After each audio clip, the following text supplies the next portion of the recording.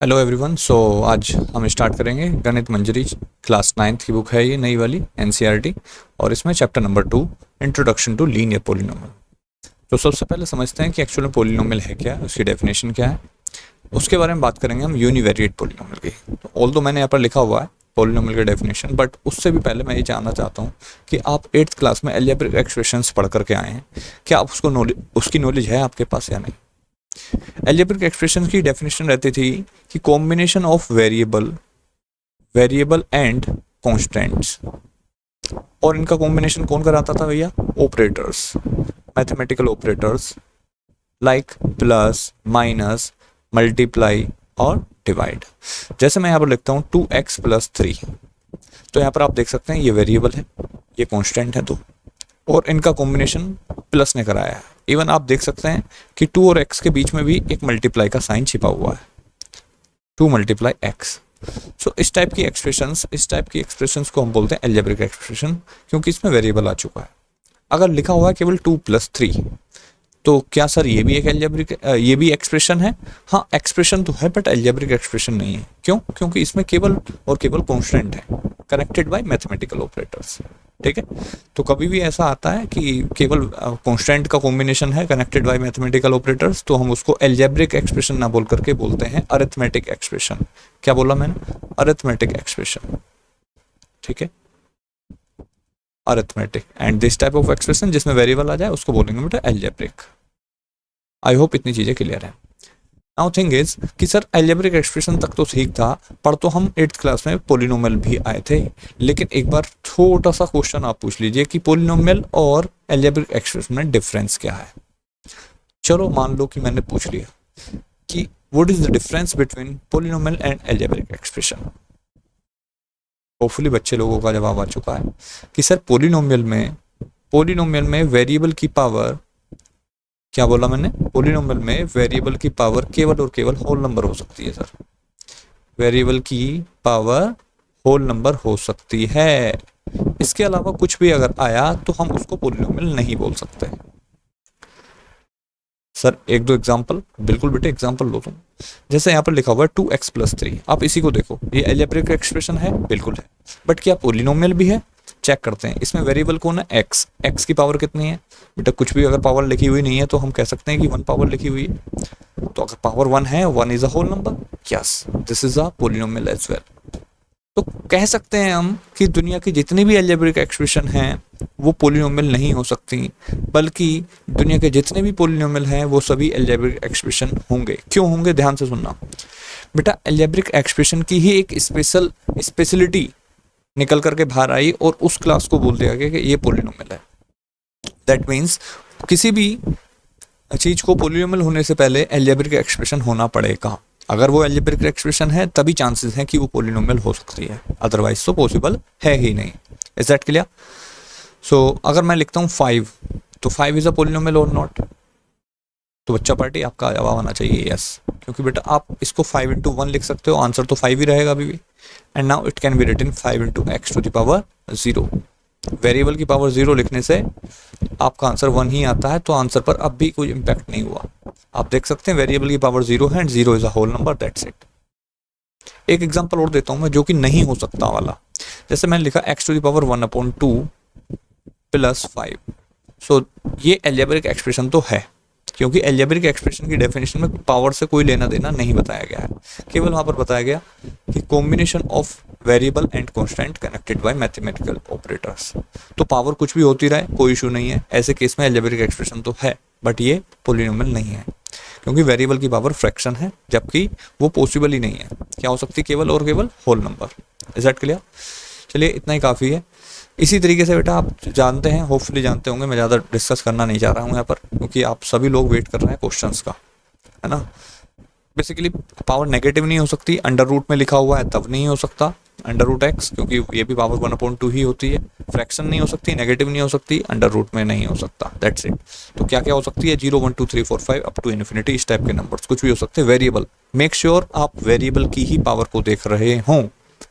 अगर किसी ने लिख दिया 3 ⁴ x² + 5x - 3, तो बहुत से बच्चे इसमें कंफ्यूज हो जाते हैं कि सर यहाँ पर तो पावर फ्रैक्शन में आ गई तो ये पोलिनोमियल है ही नहीं, जबकि बेटा ये पोलिनोमियल है। क्यों है पोलिनोमियल, ध्यान से सुनना। मैंने बोला था बहुत जोर दे करके आपको कि आपको केवल वेरिएबल की पावर्स देखनी है। और चेक करो यहाँ पर दो जगह x है और दोनों जगह, एक जगह 2 है और एक जगह 1 है, यानी कि वेरिएबल की पावर तो हमारी होल नंबर है। 3 एक कांस्टेंट है, उसकी पावर कुछ भी होते रहे, नेगेटिव हो, फ्रैक्शन हो, अंडर रूट में हो, हमें कोई केयर ही नहीं करनी उसकी, कुछ भी हो जाए भाई, हमें तो अपना पोलिनोमियल का वेरिएबल देखना था, दैट्स इट। ओके, काफ़ी बातचीत हो चुकी है इसके बारे में।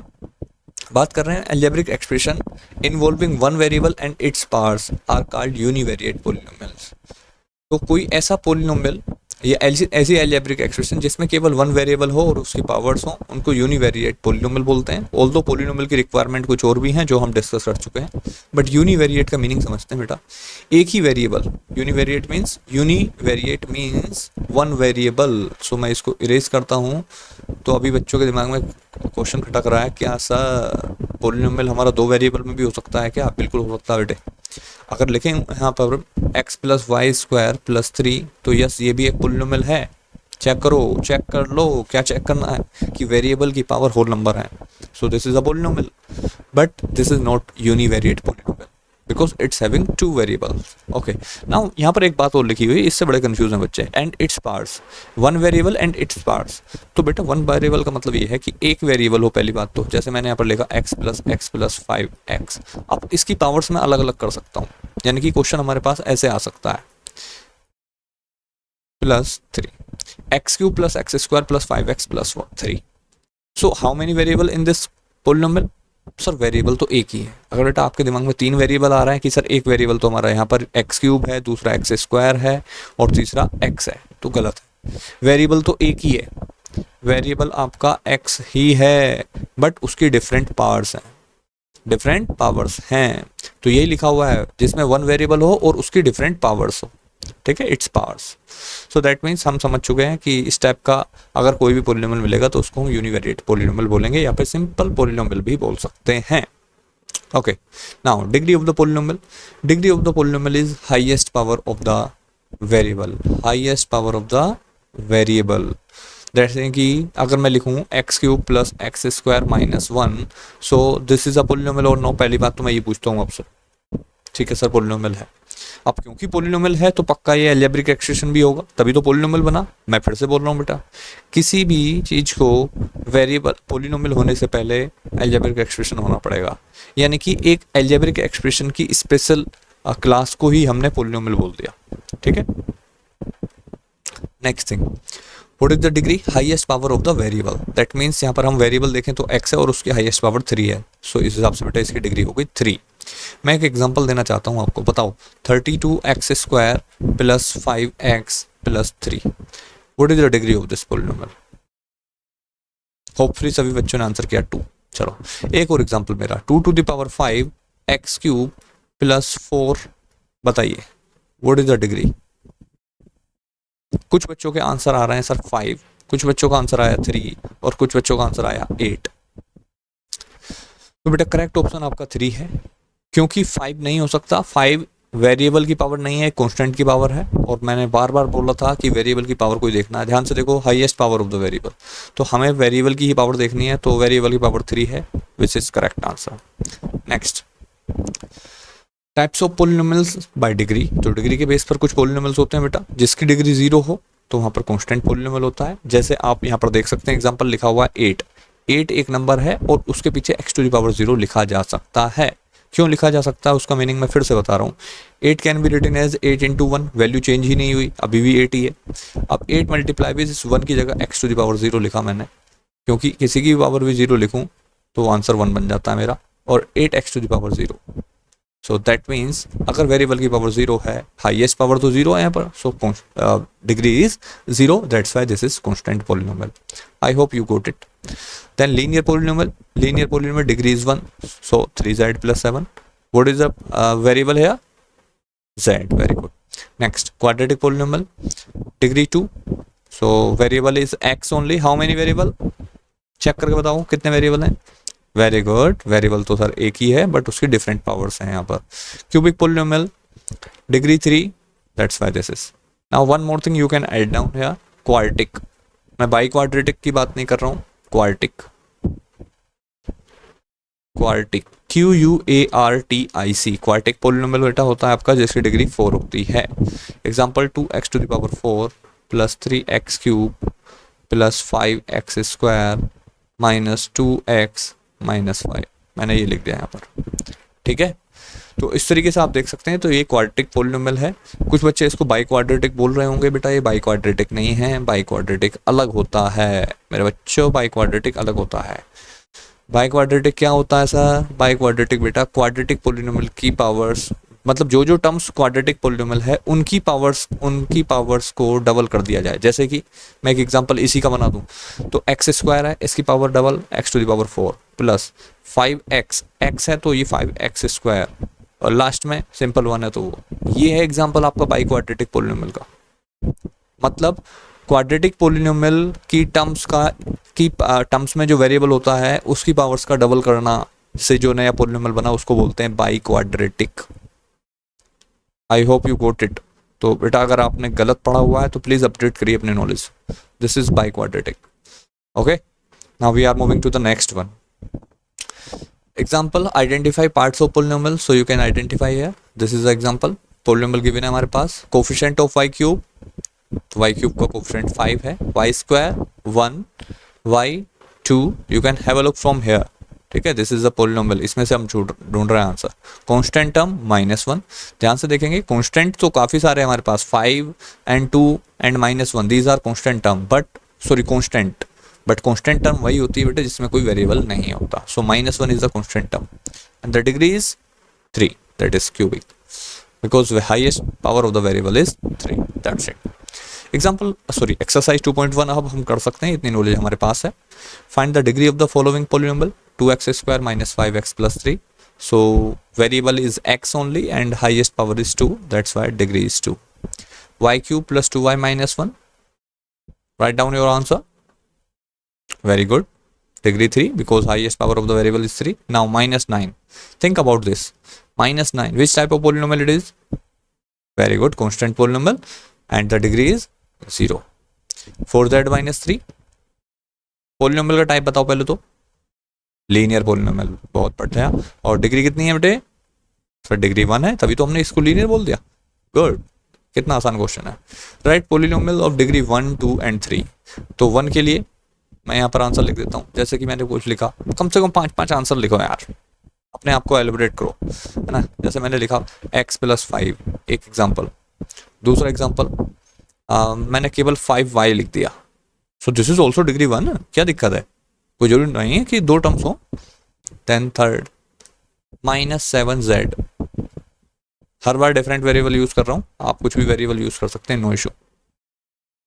Next 12 minus 2x, fifth 5 raised to the power 3 upon 2x। मैंने ऐसा भी दिखाया कि यहाँ पे मेरे पास जो है एक कांस्टेंट है, उसकी पावर फ्रैक्शन में है, बट वेरिएबल की पावर मेरी 1 है, तो डिग्री तो 1 है बेटे। इस फ्रैक्शन से परेशान नहीं होना है, क्योंकि कांस्टेंट की पावर कुछ भी हो, कोई इशू नहीं है। So these are the examples of degree 1, degree 2। एक एक एग्जांपल लिखूंगा, बाकी आप खुद से लिखेंगे। जैसे कि आप लिख सकते हैं -x² plus 3, so this is of degree 2। और इसको अगर एलिब्रेट करना चाहते हैं तो आप आगे लिख सकते हैं x² प्लस 2x माइनस 3, -3 क्यों लिखता हूँ हर बार में, प्लस 30 लिख दिया, लो इस बार में प्लस 30। क्यूबिक पोलिनोमियल का जिसकी डिग्री 3 हो, तो y³ प्लस 2y² माइनस 10, ये भी लिख सकते हैं आप, ठीक है। सो बाकी एग्जांपल्स आप खुद से लिखेंगे, मैक्सिमम एग्जांपल्स लिखने की कोशिश करो, जितने लिखोगे उतने बेटा आपका माइंड सोच बढ़ेगी, उसकी है ना, ताकत बढ़ेगी। Next question number 3, what are the coefficient of x² and x³ in the polynomial. चलिए सर x² ढूंढो, कहाँ पर x², ये मिला मुझे x² वाली टर्म। इस टर्म का साइन चेक करो पहले, तो प्लस है, ठीक है, बहुत अच्छी बात है, क्योंकि बेटा टर्म का साइन जरूर देखना पड़ेगा हमें, तभी कोफिशिएंट डिसाइड होगा। तो कोफिशिएंट ऑफ x² इज +6, जिसको आप 6 लिख सकते हैं केवल। Next coefficient of x³ term मेरे यहाँ पर है, लेकिन साइन इस बार नेगेटिव है, तो भैया मुझे बोलना पड़ेगा कोफिशिएंट ऑफ x³ कितना है, -3। एक्चुअली कोफिशिएंट क्या होता है, यानी कि आप बेसिकली ये ढूंढ रहे होते हैं, जैसे कि अगर मैं बात करूं एक्स क्यूब, तो एक्स क्यूब की मल्टीप्लाई किससे हो रही है, that you are looking for that. Okay, तो दैट मीन एक्स क्यूब की मल्टीप्लाई -3 से हो रही है, ना कि 3 से। ध्यान से चेक करो, -3 से है। ठीक है बेटे। Okay, one more thing I want to tell you that अगर किसी कांस्टेंट टर्म है यहाँ पर, जैसे कांस्टेंट टर्म कौन सी है, 7, तो कांस्टेंट टर्म में बेटा वेरिएबल की पावर कितनी है होती है, 0। आप लिख सकते हैं इसको नोट बना करके कि कांस्टेंट टर्म में वेरिएबल की पावर 0 होती है। इस तरीके से समझदार बच्चा बहुत जल्दी नोट बनाता है। चलिए, अगर मैं इसमें पूछ लेता हूँ आपसे कि एक्स टू द पावर 0 का कोफिशिएंट क्या है, तो आपका आंसर आना चाहिए था सर 7 है। मेक श्योर साइन का आप ध्यान रख रहे हैं, साइन अगर नेगेटिव होगा तो आपको लिखना पड़ेगा और बोलना भी पड़ेगा। Next question 4, what is the coefficient of z in this polynomial. चलो मैं z ढूंढता हूँ, कहाँ पर है सर z, ये तो z क्यूब है, ये z स्क्वायर है, और यहाँ पर कुछ भी नहीं है, इसका मतलब हम z टू द पावर 0 लिख सकते हैं, लेकिन z तो है ही नहीं। तो बेटा अब आपको मैं एक बात और बताना चाहता हूँ, अगर ये लिखा हुआ है 4z cube plus 5z square, check करो क्या मैं इसको ऐसे लिख सकता हूँ क्या। मुझे दिख रहा है z वाली टर्म यहाँ से मिसिंग है, तो मैं उसको कुछ ऐसे लिख दूँ 0z एंड -11। चेक करो, क्योंकि मुझे पता है, मुझे भी पता है और पता आपको भी है कि 0 की मल्टीप्लाई जब z से होगी तो आंसर तो 0 बन जाएगा, यानी कि इस पूरे पोलिनोमियल पर इसका कोई फर्क नहीं आया, कोई इंपैक्ट नहीं आया। लेकिन इसने क्वेश्चन हमारा आसान कर दिया कि सर z का कोफिशिएंट जो है वो 0 है। तो आप फील करो, यहाँ पर z की पावर 3 से स्टार्ट हुई थी और लास्ट में 0 तक गई। z की पावर की बात कर रहा हूँ मैं, z की पावर 0 कहाँ पर है, 11 के साथ में चिपकी हुई है, जो कि इनविजिबल है, बट हमें तो दिखती है क्योंकि हम हैं समझदार बच्चे। चलो साहब, तो जब भी कोई सी भी टर्म मिसिंग होगी और उसका कोफिशिएंट आपसे पूछा जाएगा तो उसमें कोफिशिएंट 0 होता है। चेक करो, z मिसिंग था, z का कोफिशिएंट 0 होगा। Okay, next question number 5, what is the constant term of the polynomial. Constant term of this polynomial, बोलो सर -10 है, 10 नहीं है बेटा, -10 है। That's it. So this is all about in this video. Meet you in the next video. Thank you.